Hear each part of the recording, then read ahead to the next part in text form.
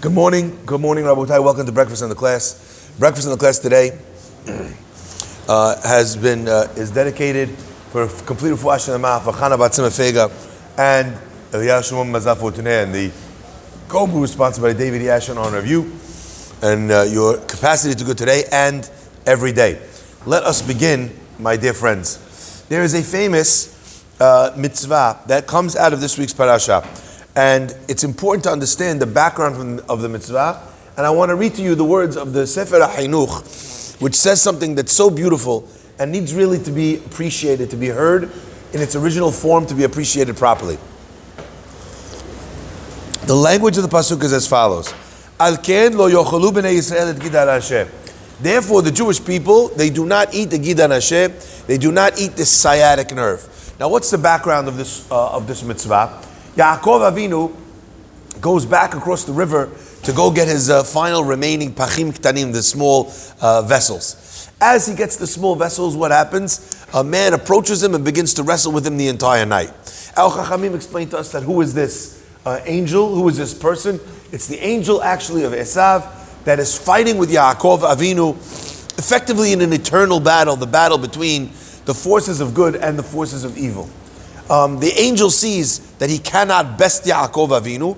Vayar ki lo yacholo. He sees he can't best him. Vataga b'kaf yerach Yaakov, and he touches Yaakov's the area of the thigh, the place where the socket is in the thigh. And what happens? And Yaakov starts to limp. He's injured until the morning sun, when the sun comes out, and Yaakov Avinu is healed. Okay? Now, really important to understand is now, the pasuk says, Al ken, therefore, so after what we just got finished telling you, since this is what happened, therefore, Jewish people do not eat gid hanashe. Now, I want to point out, it's very important. This means different things to different parts of the Jewish people. We have some Ashkenazim here this morning. We have some Sephardim here this morning. Okay? Sephardim and Ashkenazim have different outcomes from this mitzvah. For Sephardim, that means that you can't eat the gid hanashe, like the pasuk says. For Ashkenazim, you know what that means? They chop off the whole back of the animal, and they have to sell it at a much cheaper price to people who are not Jewish. Or Sephardim. The whole back. The whole rump of the animal. Okay? Why? Because Ashkenazim do not hold that they have the requisite knowledge and ability to remove the gid hanashe, the sciatic nerve. Why don't they think so? Because a nerve is not just like a string. The nerve has like many different branches that kind of go out into the flesh. And therefore, if you pull out your nikur, you take out the main vein, the sciatic nerve, you might leave behind, as you're pulling it out, various elements of the branching off of that nerve into the place and not notice it. So therefore, since they're afraid that they might be unable to remove it properly, so therefore they don't eat it at all.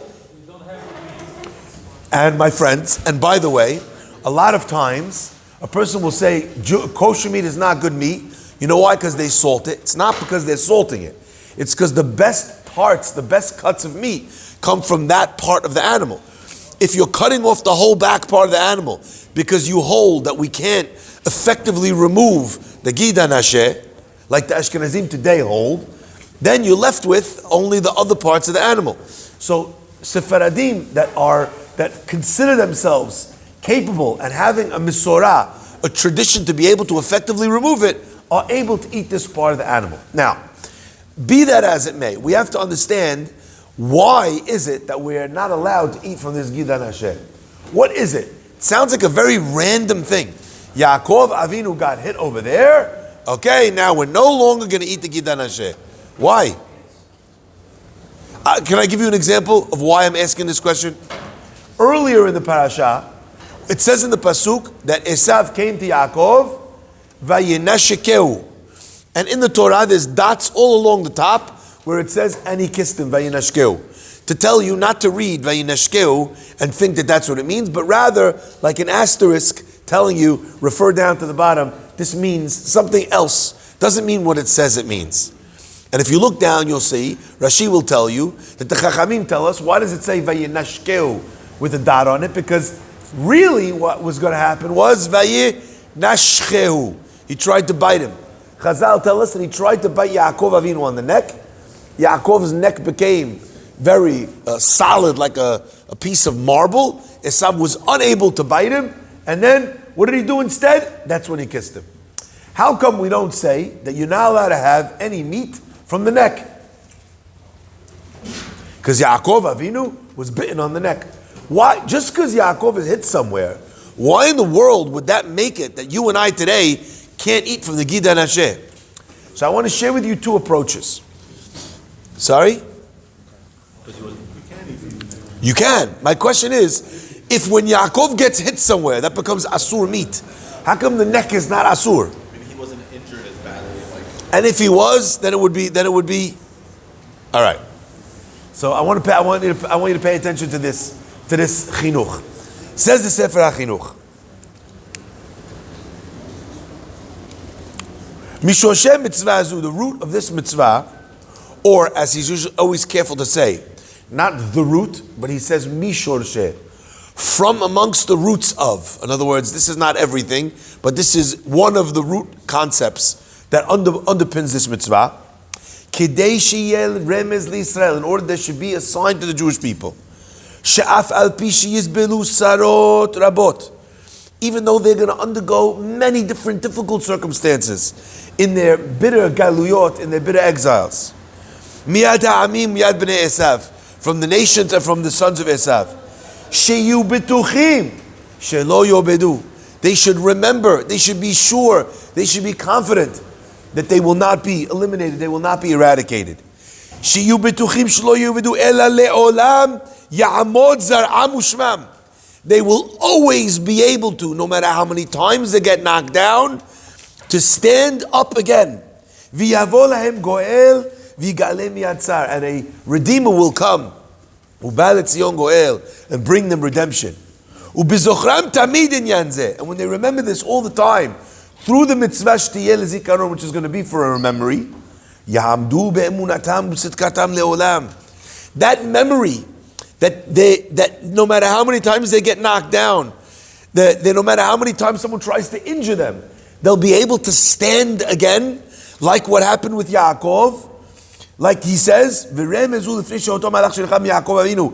was the angel of Esav. He wanted to uproot him from the world. He was unable to do so. He hurt him. It was painful. It was difficult. We're gonna be suffering. We're gonna have pain. Look around me over here. We're talking about this. The whole lobby of the synagogue has pictures of people that were kidnapped. We're hurting. It's no question that they've managed to literally and figuratively to touch a nerve. In the end, we will have our salvation. Just like you find by Yaakov Avinu, that sun came out and healed him. So too the sun will shine for us again. How beautiful is this? The sun shel Mashiach, of Mashiach. And he will heal us from our suffering. And he will redeem us. What a magnificent piece in the chinuch.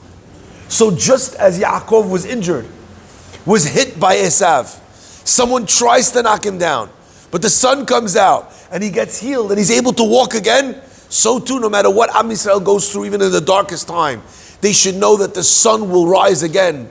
They will be healed. Vishav virafalo. They will be healed and they will return stronger than ever with the coming of the Mashiach. But the chinuch says two extra words that most people miss. The chinuch says, and if they know that in their darkest times, ya'amdu, they will rise, they will stand, be'emunatam u'b'tzidkatam, with their emunah and with their righteousness. You see, what stands oftentimes in the way of emunah and righteousness is the depression, is the sadness, is the hopelessness that this situation is never going to get better. And my friends, I will tell you that every successive generation that has experienced, whether it is the sword, or being burned at the cross, or being driven from the Arab lands, no one talks about the fact that every single Jewish community in the Arab world was driven out of their homes. Our refugees, you have no time for. Our raped women, you don't want to notice. Our hostages, it's unbelievable. And it's disheartening. But says the chinuch, remember that they will always try and knock you down, and in the end, the sun rises again, the next page gets turned, and what happens? And Am Yisrael is healed with the coming of the Mashiach Merav Amenu Amen. And our emunah and our tzidkut, it rises when we have that feeling, when we know at the end it's going to be okay. So that feeling is very important. Now, to me, I read this chinuch and it filled me with such a sense of, you see, all the years of my life, I was reading this mitzvah exactly the opposite way of the way it was meant to be written. And unfortunately, the way that I read it is the way that the majority of people read things that have to do with Judaism. It's almost as if my whole life I understood, why are we not eating the Gid hanashe? Because Yaakov got hit in the Gid hanashe. Effectively, that Judaism celebrates, commemorates suffering. We hold on to suffering. We remind ourselves and recall suffering. So a generation post-Holocaust grew up all the time being told, the world hates you, it's the end of the world, you have no place to go, it's a disaster. And by the way, that was a hard-won lesson. That your friends are fair weather friends. And you know what? In a few minutes, when this is all over, all the people that are marching, who could not give a darn, by the way. They never cared about the Palestinians before, and I promise you, when we have peace, they're never going to care about the Palestinians again. They didn't care when the Palestinians were being murdered in Jordan, in Egypt, under Assad. They didn't bat an eyelash. So the idea that they care about the Palestinians is such a farce. So my friends, why am I telling you this? You're sitting here thinking to yourself, us Jews, it's so terrible, everybody's against us. And you know what? Don't eat the Gid hanashe, so that we always remember that someone's out to get the Jewish person. It's as if we're trying to hold on to this feeling of, sadness, of victimhood, of traumatization. Post-Holocaust education is all about, by the way, the trauma, the suffering, the crimes, and the tragedies. And by the way, on a certain level, it must be. Because already, even with blatant physical evidence, eyewitness accounts, already you have people who call it the Holocaust. They don't believe it ever happened. So it's very important to be able to remind ourselves, to document, to bear witness, very important. But my friends, there were countless stories of tremendous strength in the Holocaust, of unbelievable emunah and tzidkut in the Holocaust, of people giving their last morsel of bread to someone else and they themselves dying of starvation, of people taking the blame, of people swapping off a younger person and getting into a quota so that they would let the kid have a better chance at living a longer life. It is so important that we don't only commemorate difficulty and pain and suffering and sadness, because the chinuch is telling you that the idea of not eating the Gid hanashe is a celebration of life, of healing, of sunrise, and of return. It's literally the opposite of what you've always been taught Gid hanashe is. Now, to me, I must share that it's quite an interesting idea. Let me say one other thing, because there's another reason that's brought down in the Rishonim, and I want to draw, I think, a lesson that I think parallels these two concepts. The Dad Zekenim says that you know why we don't eat from the Gid hanashe? It's a punishment for the Jewish people. You know why? Why did Yaakov get attacked?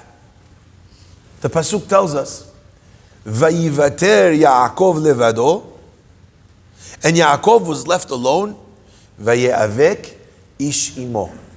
And this man, this angel, came and attacked him. Indicating that if Yaakov had not been left alone, then the attack would not have happened. But he did put his family away to keep him safe, and that's why he's alone. He had to go ahead. Yaakov is ferrying everyone across. But now he's left alone. But it's important to understand. It doesn't say, and Yaakov was alone. It says, Vayivater Yaakov levado.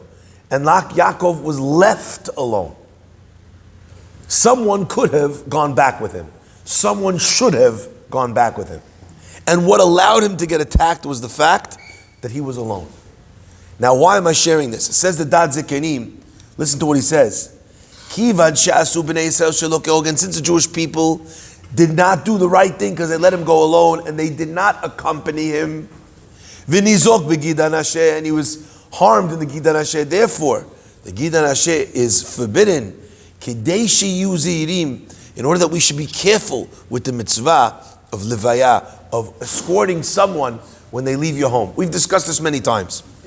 One of the mitzvot of hanasat orchim is eating, giving the person food. One of the mitzvot of hanasat orchim is shtiyah, giving the person something to drink. One of the mitzvot of hanasat orchim is levaya, to walk the person out of your house. So it's a funny concept, because on the one hand, you're saying hanasat orchim, the mitzvah is to welcome the person in. How could part of the mitzvah of welcoming the person in be about walking him out of the house? Really supposed to be 4 amot from your door, 8 feet from your front door. You're supposed to walk the person out of your property, down the hall, front of the house. Why? Well, how could that be part of hanasat orchim? In fact, the rabbis tell us, one of the opinions, there's 2 opinions. It says, Vayita and Avraham planted Eshel, a tree, in that place. And the Chachamim tell us Eshel is an acronym for Achila, Shtiyah, and either Lina, sleeping, or the other opinion is Levaya, for accompanying. But how could Hanasat Orchim have in it a mitzvah which is about taking the guy outside your house? Hanasat means bringing him in. And the answer is, when you walk a person out properly, he doesn't feel like you're happy to get rid of him.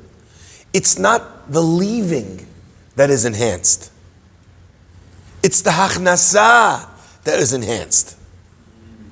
When he looks back on this Shabbat meal in your home, when he looks back at this that you welcomed him in, does he feel like you couldn't wait to get rid of him? Or does he feel like even when he was leaving, you couldn't bear to be apart? You walked him downstairs, you opened the door, you walked him down the block. That levaya changes fundamentally the hachnasa. It changes the fact that you had him in your house, and it colors that experience for the person in his memories. So the Dad Zekenim Ba'alei Tosafot, he explains that the reason why we're not eating gid hanashe is, so to speak, as a punishment and as a reminder for the fact that we let down the side. Now, to me, what a beautiful thing. It's not a random thing. Yaakov got injured. Okay, we have to commemorate that forever. No. The first pshat is we're commemorating the inevitable rise of Am Yisrael from being knocked back, from being set back. That's the first opinion. The second opinion is we're commemorating a mistake. We're reminding ourselves never to make a mistake that we made again. Leaving behind. Now, to me, there's a double whammy here, because it's not just a guest that they didn't accompany, it's their father. And there's an extra special mitzvah to be able to give this feeling to one's parents, that they're taking care of them and being with them and having them over and spending time with them is not a burden, but rather a privilege. And that's the concept of levaya, of walking someone out. It's also the concept, by the way, of levaya, of accompanying someone on their final journey. After someone passes away, we walk with the mitah of the person. We walk, we stop, we walk again, we stop, we walk again, 7 times according to the prevalent custom. So what we're doing is we're saying to this person that we wish they were still here with us in this world. My friends, why am I sharing this? I think that these 2 ideas are not separate concepts, but actually part and parcel of the same idea. Because as we know, what is it that stops the Jewish person from seeing the sunrise? What is it that causes us to get hit and hit and hit with no salvation in sight? It's when we forget to walk together with our friends. There's a famous football team in England, and one of the most famous football songs in all the world goes, "And you will never walk alone." Do you remember that? Liverpool. And if you ever had a chance to hear the stadium sing it, I never went to the football match there, but I remember that one of their most famous players, when he retired, the whole stadium, and he's walking off into the sunset, and he gave them his whole career, and he's walking off into the sunset, and the 70,000 or whatever number it is strong are singing, "And you will never walk alone." Now, if they could sing that in Liverpool, and if they could sing that to someone who kicks a piece of leather into a nylon netting, and that is his greatest contribution to humanity, okay?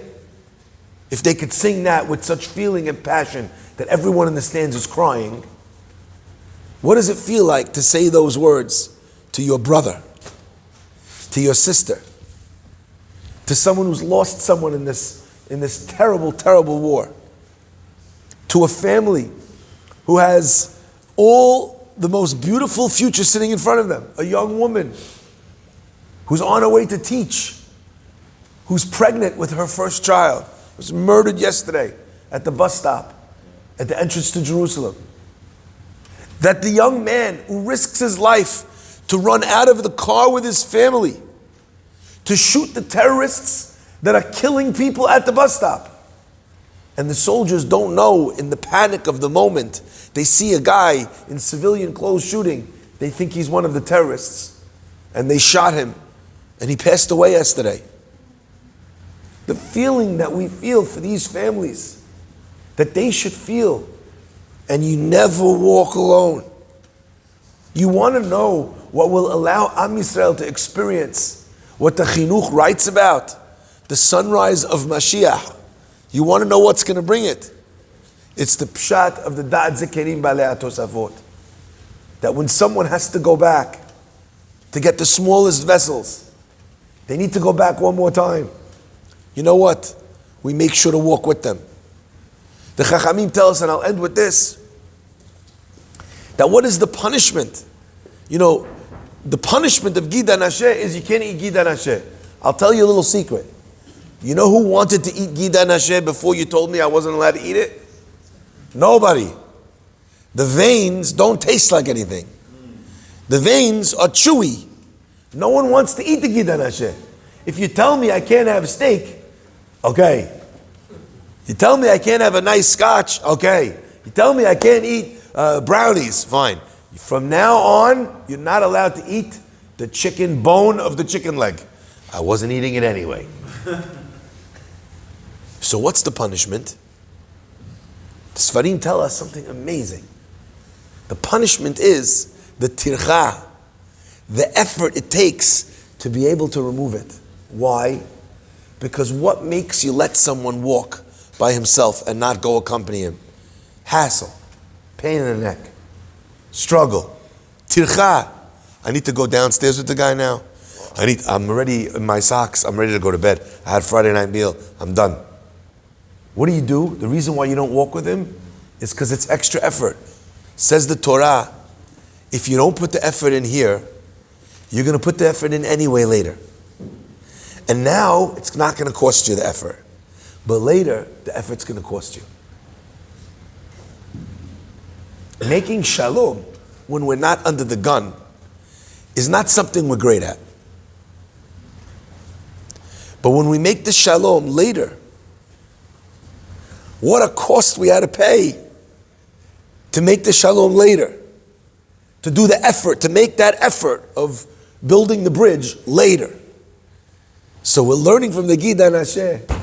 You want the sunrise? Stand together. Those two pshatim, I think, are beautifully complementary. As we say, Uval Tzion Goel, Yaakov, we should be zocher to see the returning of all of our hostages, We should be zochet to see the ingathering of all exiles, no matter where they might be, in any country in the world, to return Be'ezrat Hashem to Eretz Yisrael, to be able to stand together once again in the Beit HaMikdash. I always love this idea. You know, it says in the time of the Beit HaMikdash, when everyone would go to the temple, it would be so crowded, it would be omdim tzifufim. When they would stand like this. Mishtachavim revachim, but when they would bow, there was enough room. Miracle. When they would stand, it would be very, tight, shoulder to shoulder. Omdim tzifufim. I think to myself, maybe that's the thing that we pray for the most. That when we once again go to the Beit HaMikdash, we'll be zocher to stand shoulder to shoulder. That we will be omdim tzifufim. There'll be no daylight between us. It will be easy for us to be able to remember and to experience and to feel that kulanu b'nei ish achad anachnu, that we are all the children of one person. And you know what none of the sons of Yaakov could have said on that night? Know what not one of the sons of Yaakov could have said on that night? It's your fault. Reuven could not say to Shimon, if you had gone back. Shimon could not say to Levi, it's your fault, you didn't accompany Dad. Yehuda could not say to Yosef, Yosef could not say to Asher, Naphtali could not say to Dan. You know why? Because everyone was as responsible as everyone else for letting him be alone. In the end of time, it won't be the right that will be able to say to the left, it's your fault. Or the left able to say to the right, or this type of chassid to that kind of Sephardi, or that kind of Sephardi to that kind of person. It will be everyone's fault for not taking the first step towards their brother, so that there is never a situation of vayivater Yaakov levado, that a Yaakov should be left alone. Baruch Adonai le'olam.